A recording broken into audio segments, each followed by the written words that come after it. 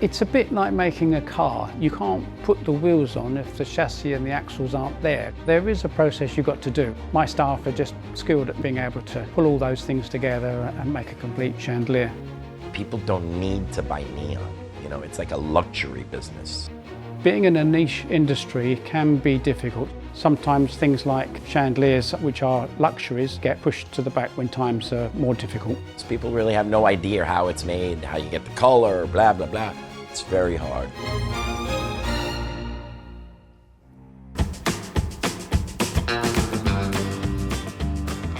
My name is Robbie Ingui. I am from Queens. I own Artistic Neon by Gasper and Son. I'm the son. My father is Gasper.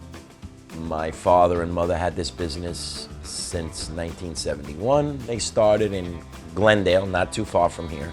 So we're like 54 years in business. I'm doing it about 35 years or so. It's a fun, interesting business. I have great clients, people who want neon, like they're special, and I value them very much. It's an old trade. It's like a 100-year-old craft, and it's still very viable. People love neon. People see it everywhere, but they don't really give it a thought, like how it's made and stuff. It's a wonderful craft, and it's what I've been doing with my life for like 35 years. My name's David Wilkinson. My company is Wilkinson Ltd. We're specialist manufacturers of crystal chandeliers and glass restorers. So my family has been in the glass industry since the 1920s. My grandfather worked in his brother's factory. After the war, he decided to set up a workshop in South London. I joined the company in 1974 when I left school, and then gradually over the years we've evolved more from cut glassware to chandeliers. Chandeliers are now the major part of our business. There are lots of other companies in the UK and around the world that actually manufacture chandeliers. There are other people that do restoration. There are other companies that do glass cutting and polishing. And there are other companies that do metalwork. But I think we're fairly unique in being able to do everything here in-house. If you come to me, I can design you a chandelier, or I can make a chandelier to your design. The glass can be blown, can be cut, the metalwork can be turned and machined and soldered together. My guys can assemble it all, wire it all, and then go anywhere in the world to install it for you. So yeah, this is my little humble shop. Been in this location for 25 years. So even like big giant neon signs you see, they're all made in pieces. Everything is made in sections. So this is pretty much the work table. This is what you call a ribbon burner that you want to do curves with, and it's adjustable depending on how much you want to heat. And then this is the crossfire for making like angle bends. This is like a hand torch, tipping torch. This is what you would do like small work, like splicing together, splicing an electrode onto the end of a tube. And then this is the bombarding table where you put the gas in the tubes. It's like a vacuum system. It is very fragile. It's made by like a scientific glass blower. There's not that many of them. And this guy makes specifically neon equipment. The electrode has a tubulation on one end, which is a hollow end. And you connect this to this, and basically you open up and you suck out all the air. And once you've reached a good vacuum and you've sucked out all the air, that's when you put the gas back into it. And then with the tipping torch, you heat the end of this with that little torch, and it melts the end, traps the gas in there. And the gas is what carries the electricity. So this is our main workshop where we do all the wiring, pinning, all the assembly and the metalwork. You can see there's various types of chandeliers here. Some of them are antique, some of them are new, some we are restoring for customers, some are for stock. Lovely old French chandelier that's from the Ritz Hotel in London. We're restoring this, and there's a Perry chandelier that's in for restoration. Gilt one there, I'm not sure where that one's from. We've got others on the floor down here. There's a nice old lantern up there, various baguettes. There's an unusual green chandelier that was probably made for the Paris exposition in the late 1800s, so a bit of a rare one, that one. Quite an assortment of lights. This here is one of our oldest lathes. This was, I think, made in around about 1890. This belt used to go right the way up to the ceiling in a workshop, and outside would be like a steam generator which would drive the pulleys which would run all the machines, and if you wanted it to stop you'd have to knock the belt off with a stick. Very dangerous in those days. That's the actual flasks of gas. There are specific neon supply companies that we can buy these flasks from. There's not that many in the country, but we have suppliers, and some people use big tanks, and they'll last me for like 10 years. I don't need to do that. These last me, you know, several months. I'm not a super high production shop. It comes in a cardboard box, you know, packed so it doesn't break, and it's pretty cool. And we connect them to this manifold here, and obviously it's all sealed to the environment, right? There's nothing flying out in the air. We use neon or argon. This is just an external spark tester. And then neon glows red when it's electrified, and then argon glows blue. So this is clear glass, right? We either bend clear glass or powder-coated glass, or actually colored glass. Like you got cobalt glass, you know, cobalt blue. So there's 3 different kinds of glasses, basically 2 gases, and the different powders in the tube is what changes the color. So this is my funky peacock color chart, and this is mostly the colors. I mean, there's more. This side right here is all neon gas. So this is clear tubing. This is neon in its natural state. And then the other colors are different powder coatings, so that changes the color a little. This side over here to the left is all argon gas. So this is argon in its natural state, and then all the rest is powder coated. And I think that's pretty good considering it's a 100-year-old trade. And like people, they're like, we want to match PMS number 3009. I'm like, I mean, it's not a paint. We can't like match a PMS color. You got 2 kinds of turquoise. That's the best we could do for you. So. This is a new range of lamps that we're making for a customer, apothecary lanterns. So this is the glass globe, and Mick's just doing the metal frames to hold them up. Mark's making some ceiling plates. We make a lot of these for our customers. We're just making the chandelier from parts that we already had made, so we're just tightening up the final bits. So this is what I'll be polishing. This would just be the one with the canopy and the centerpiece. So you've got all these cuts here, and this is what I'm trying to match up. So all we use is pumice and water and a mixture together, and then obviously the cork wheel. And all I'm doing is applying the pumice just to make sure the cork doesn't get too hot, and obviously to polish the glass as well. Because if the cork gets too hot, then I'll be probably break the glass. You can find yourself daydreaming sometimes, and then you realise like, oh God, let it get too hot. Okay, so let me turn the fires on and we'll start sketching. Just regular natural gas. So when you make neon, the first thing you do is you make a layout. There's no jigs or anything we use. It's just a drawing, full-size drawing on the table. So we're gonna make a heart. It doesn't have to be symmetrical because it's a heart. And this, you know, obviously your drawings are to scale that you want. And then you'll double line them, right? So you know where your tube is going and stuff. So that's like the diameter of your tube. So that's basically your piece. And then in neon, what you do is you reverse it. So all your bends are behind the sign. In this case, this is a heart. It doesn't matter which way it is. You would do in lettering, you know, Bob. You would do Bob. You would do it in reverse. And that way when you pick it up, you're seeing the face of it and it's reading correctly. That way all your bends are behind the sign. This is our glass workshop. So in here we do all the glass blowing and then the glass cutting and polishing. How was your lunch? Did you find a shady space? So at the moment, the glass blowers are making some tumblers for a special project.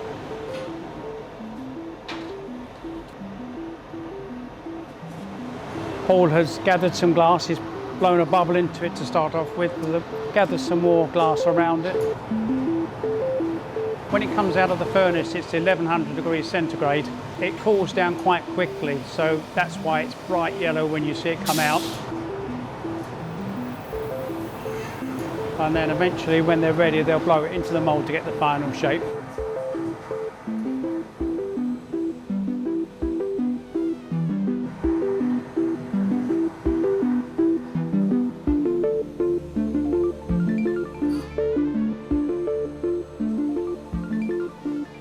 And then they'll crack it off the blowing pipe and it will go into the leer to cool down over a couple of days. Let's see. So that's about there. That's right there. All right, so we're gonna get this out of 1 4-foot stick of glass, which is great. So I don't have to splice. In this case, I'm gonna start on an end. So you make a mark, that'll be your bend eventually. You put a cork in one end because when you heat the glass, you might blow into it a little bit so it keeps it a good, diameter, round, smooth. In this case, I'm gonna put an electrode on first. This is what goes onto the end of the tube. This is a hollow tubulated electrode.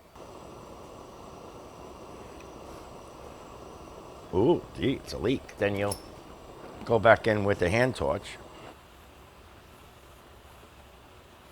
All right, see how it's collapsing? See, there's a leak there, but this is what you do. You gotta sometimes work it. Some of the guys would do this and roll it on the table to get it round and smooth. I don't really do that. Create some stress in the glass. If you don't anneal glass, it's full of strain, especially a glass like that's got a very heavy base and very thin walls. So it cools down very different rates. And when you've got something that's thick and still hot inside and a piece that's thin, it causes so much strain, it will just explode or crack or break or shatter. They'll keep making these glasses today.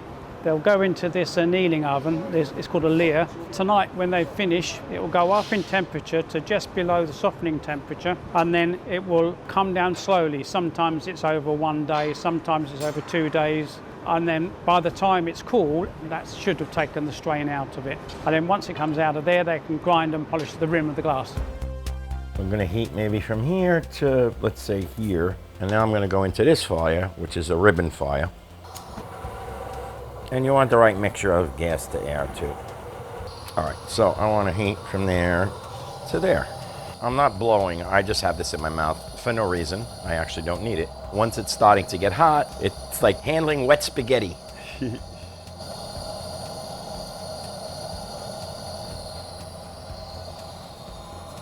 You might want to flatten it down to the table.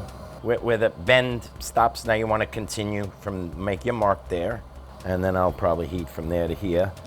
Obviously, this is too hot to touch, so you gotta burn yourself? Of course. Not as much anymore, but boy, I used to. Now I'm gonna make a double back. Turn this electrode back on itself.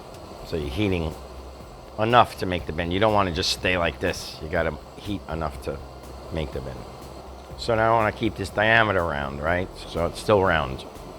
Well, hopefully it's round. So obviously I can't touch anything for now. So this is the time when you have a sip of your coffee. Like I think I could hold this here. This isn't hot, but this is hot. So I think I could do this. It gets very hot, yes. It's lovely in the summertime. It's just a lovely trade to have in the summer. Like those English guys, and that's hot. Those ovens are hot, and they're probably on all the darn time. I'm Carl, I'm a glass blower. I've been blowing glass for 38 years and I'm about to make a replica of a Victorian chandelier arm. So there's the arm on the floor down there. That's the arm that he's going to copy, and he's marked it on the board the shape that he wants. He'll gather the glass out of the furnace. At the moment what he's doing is he's cooling down the pipe, because where it's been in the furnace it gets very hot, the bit where you need to put your hand. So he's cooled it down with some cold water, and then he'll shape it up, make sure the glass is nice and even on the blowing iron. You can't just leave it still because it would drop off the end of the pipe. And then he'll gather some more glass on there. You have to gather in several goes because you can't just pour one great big blob of glass out because it will be uneven, you can't control it. So Carl judges how much to gather each time to build this up and get enough layers on it, so he's got enough bulk there. How many gathers do you think you'll do? So he's got one more gather to do, and then he'll have enough glass to actually start making the arm. Carl's worked around the world blowing glass. He's just very, very good at doing this. He's done it for so many years. It can be difficult to find new staff. This is not the kind of career that would suit everyone. What we're looking for is patience, dexterity. This job isn't for everyone. This is all very specialised. England has been a centre of excellence for glassware crystal for centuries. Lead crystal was actually invented and created in the UK. Once upon a time, we led the world, but unfortunately, as cheaper imports and cheaper production methods have been developed, less and less people want the hand-cut lead crystal glassware, and so it's been in decline for many, many years. Neon plays a big, big part in America. It's a bit, I get a little, I think neon played a big role in building this country, especially after the war. Signage, advertising, directed people. They built the road system then in the 50s and 60s, so people were traveling, and all of a sudden there's neon, and hotel, hamburgers, or bar. I'm happy to be like part of it. When I started in like the late 80s, I think there were less than 200 neon guys in the country who did it, because like the old timers were dying out. They were not teaching it. Oh, I went to college, I took 2 classes a week for 4 years. Great. So now you get out of college and you're like, oh, I really like doing neon. You got to do it. You don't learn it in 6 months, in 2 years, you don't learn it. You have to keep doing it.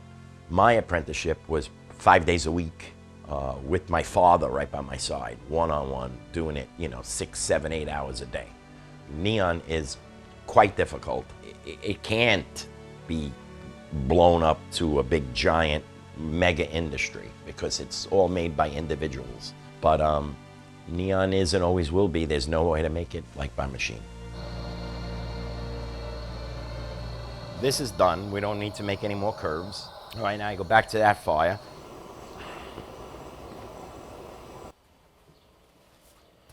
I'll make sure that was where it's supposed to be. Yep, pretty much. We're good there. So now I bring it together. I could probably make this a little harder. This is very important because if you mess up this bend, you got to start the whole thing over.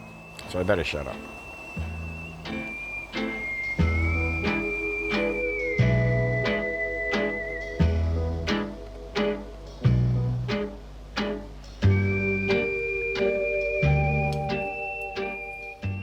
Yeah, so that brought everything together. So that now brings everything in together. And that's just wet newspaper he's got in his hand. A big pad of wet newspaper allows him to feel the shape in his hand and shape it, each piece individually. Lots of glass makers use wet newspaper to shape the glass. People will think that you would get burnt because it's only newspaper, but in reality there's a layer of steam between the newspaper and the glass. And so the newspaper doesn't burn because it's actually not even touching, there's just this layer of steam between it. And so that's what allows them to shape it. Well, what do you think that's cooled down to now, Carl? 750 maybe? Yeah, 750 centigrade. So it's 1100 when it comes out of the furnace, but it loses its temperature quite quickly. And all the time you're working it, it's dropping in temperature, which is why he keeps going in and reheating it to make it soft enough. So he's using a pair of parrot nose shears to pull out the glass, to stretch the glass out.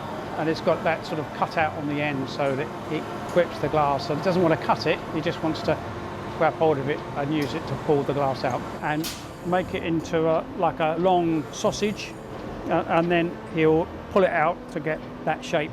He does it by hand and shapes it by eye. Bit I love how he drags it out, gets it to the size and weight that he wants.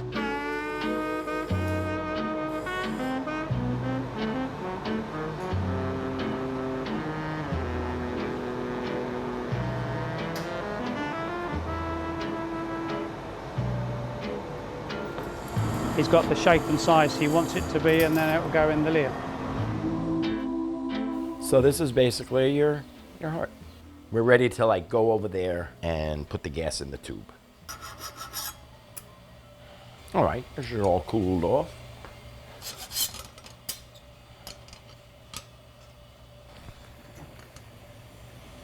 So you're sealing it together? Mm-hmm.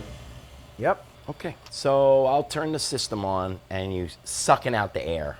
It's got to reach a good vacuum. You don't want any moisture or anything in there. So you'll hear it's the vacuum pump and you'll hear the... So right now, under vacuum. Close this and now you got to heat it up. So what I'm doing is I'm heating up the tube to purge the tube. That way the air, the dust, the moisture can be evacuated out the pump. And it'll start to change color. And we open up the vacuum pump right now. And while it's cooling, you just let everything evacuate. Ladle the gas in. Okay, now there's your red heart. It's still sealed to the environment. It's not even being vacuumed out, right? Because the gas is going in. And then you basically just heat the tubulated end of the electrode and it melts the glass and traps the gas in there.